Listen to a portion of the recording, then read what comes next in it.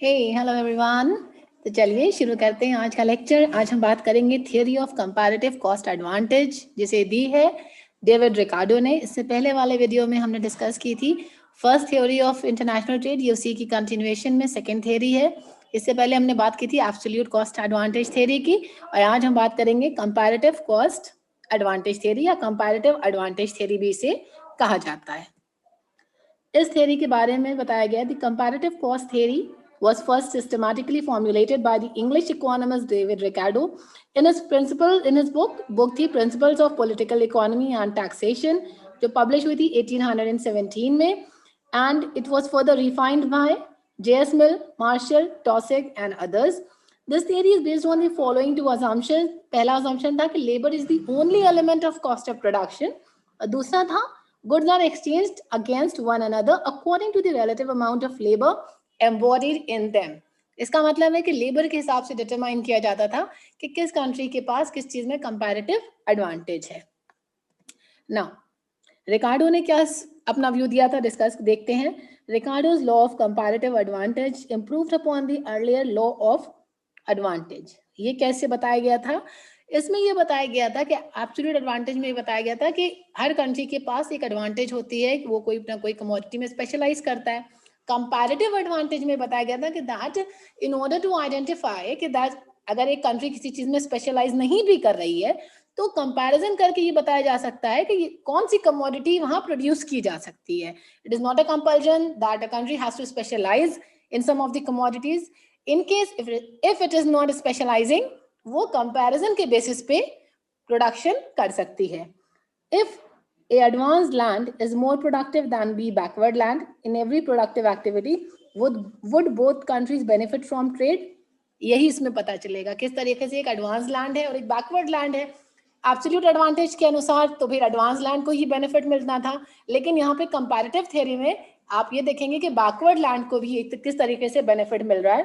The law of absolute advantage has no answer to this question. Absolute advantage में ये चीज नहीं पता चली थी, लेकिन कंपैरेटिव कॉस्ट थ्योरी में ये पता चलेगी। Ricardo's law of comparative advantage shows that the answer is yes. जैसे हमने भी बताया कि जो बैकवर्ड कंट्री भी है उसको भी ये परमिट होगा कि वो किसी कमोडिटी में प्रोडक्शन कर सके या उसको प्रोड्यूस कर सके इन spite of not having an advantage. Advantage नहीं भी होगी but on the basis of comparison. अब वो कैसे होगा that will further discuss in this video. Let's see the assumptions. Assumptions ये कहते हैं theory of comparative cost is based on the following assumptions. पहला assumption है that there are only two commodities and they talk about two countries, यानी दो countries और दो commodities की बात हुई है। Next, labor is the only factor of production and cost of production is measured in terms of labor units. इसका मतलब है कि लेबर को ही बेसिस बनाकर कंपैरिजन किया जाएगा। All units of labor are homogeneous. As you know, homogeneous means similar. Production is subject to law of constant returns. Constant returns क्या होता है कि that there is not a continuous change, एक stability होती है। Factors of production are perfectly mobile within the country but are perfectly immobile between two countries, यानी factors country में easily use हो सकते हैं।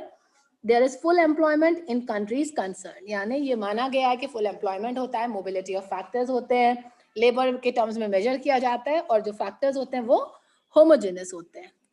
अब बात की जाती है जैसे हर चीज में कुछ ना कुछ लिमिटेशंस होती हैं, तो इसकी क्या लिमिटेशंस हैं? इसकी लिमिटेशंस है assumes consumer not willing to pay for choice, मतलब वो अपनी मर्जी से अपनी चॉइस के हिसाब से नहीं पे कर सकते। assumes that countries will specialize. Specialize का मतलब है कि वो अगर जरूरी नहीं है हर स्पेसिफिक चीज में स्पेशलाइज करें, वो आवश्यकता या कह सकते हो अवेलेबिलिटी के बेसिस पे स्पेशलाइज कर सकती हैं। No trade barriers, no transportation cost, and assume that FOPS and technologies are fixed. FOPS क्या होता है? Falling Object Protective Structures.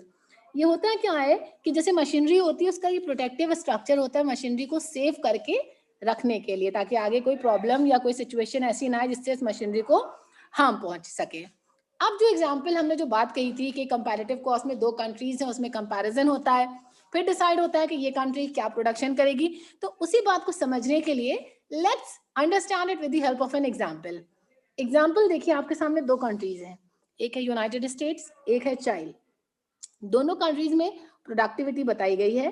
एक घंटे में कितना प्रोडक्शन हो सकता है, प्रोडक्टिविटी इन पिज्जा प्रोडक्शन, और दूसरा है सैलेड प्रोडक्शन। अगर यूएस की बात की जाए तो यहाँ पे पहले हम देखते हैं इसमें पिज्जा प्रोडक्शन में क्या कंडीशन है, क्या बताया गया है। अगर यूएस और चाइल्ड दोनों में कंपैरिजन किया जाए तो आप देखेंगे पिज्जा एक घंटे में 20 कुक्ड पर आवर, वहां पे 20 पिज्जा पक जाते हैं, और चाइल्ड में 16 पिज्जाज पर आवर।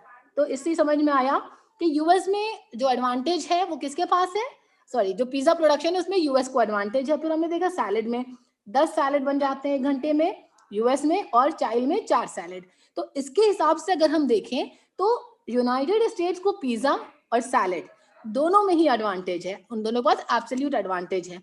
लेकिन यहाँ पर हम बात कर रहे हैं कंपैरेटिव कॉस्ट की। अब हमें क्या करना है, हमें ये कंपेयर करना है कि अगर चाइल्ड में प्रोडक्शन हो पिज्जा का या प्रोडक्शन हो सैलेड का, तो कौन सा बेनिफिशियल होगा, वो कैसे पता करेंगे। इसमें हम इन्वॉल्व करेंगे element of opportunity cost. Opportunity cost का मतलब होता है कि हमारे पास नेक्स्ट बेस्ट ऑल्टरनेटिव कौन सा अवेलेबल है।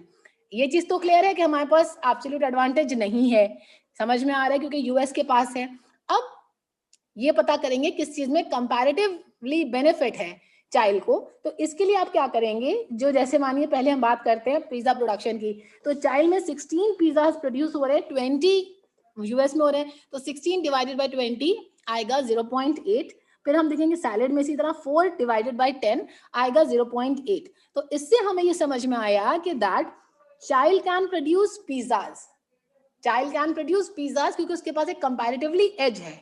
अगर वो यहाँ प्रोड्यूस करेगा तो उसके पास 0.4 आ रहा है, इतना वो मैनेज कर सकता है। तो इसी हिसाब से हम डिसाइड कर लेंगे कि कंपैरेटिव कॉस्ट कहाँ बेहतर है। एब्सोल्यूट एडवांटेज आपको समझ में आ गई कि उसके पास एब्सोल्यूट एडवांटेज है, फिर हमने कॉस्ट निकाली और फिर हमने डिटरमाइन किया। अब इसी को डायग्राम के थ्रू भी समझाया गया है। 2 कंट्रीज दिखाई गई हैं, इंडिया और चाइना। अब जिस कंट्री को जिस चीज में स्पेशलाइजेशन नहीं भी होगा लेकिन एक कंपैरेटिव एज होगी, वो वही प्रोडक्शन होगा। जैसे चाइना आप देख रहे हैं उसमें क्लॉथ को एडवांटेज है, क्लॉथ वहां प्रोडक्शन होगा। इसी तरह इंडिया में जिस चीज का एडवांटेज है वो वहां प्रोडक्शन होगा। तो this is what comparative cost theory is, जिसमें ये बताया जाता है that in spite of not having a specialization, यानी स्पेशलाइजेशन नहीं होने के बावजूद भी even a backward land can benefit from this theory. कैसे बेनिफिट कर सकती है, बेनिफिट इस तरीके से करेगी कि इट विल कंपेयर, जो दूसरी कंट्री होगी उसके साथ कंपैरिजन किया जाएगा, and then will arrive at an opportunity cost, जिसके बेसिस पे ये पता चलेगा कि इस कंट्री के पास इस चीज को बनाने में एक एडवांटेज है, this is the next best alternative available. उसी हिसाब से वो कंट्री उस चीज का प्रोडक्शन करेगी। So this is all about Ricardian theory of comparative cost, जो इसे थ्योरी ऑफ इंटरनेशनल ट्रेड भी कहा जाता है। आई होप आप लोगों को समझ में आया होगा। In case of any query और doubt to let me know. समझ में नहीं आया तो इस वीडियो को 2 बार सुनिए, आई होप आपको क्लियर हो जाएगा। पहली थ्योरी जो थी वो आपने देखी एडम स्मिथ की है, एब्सोल्यूट कॉस्ट एडवांटेज, और दूसरी थ्योरी यही है कंपैरेटिव कॉस्ट थ्योरी। तो इसको पढ़िए, समझिए, एंड कोई डाउट हो तो do ask me. So that's all from my side for the day. Take care, keep studying, keep smiling and keep learning.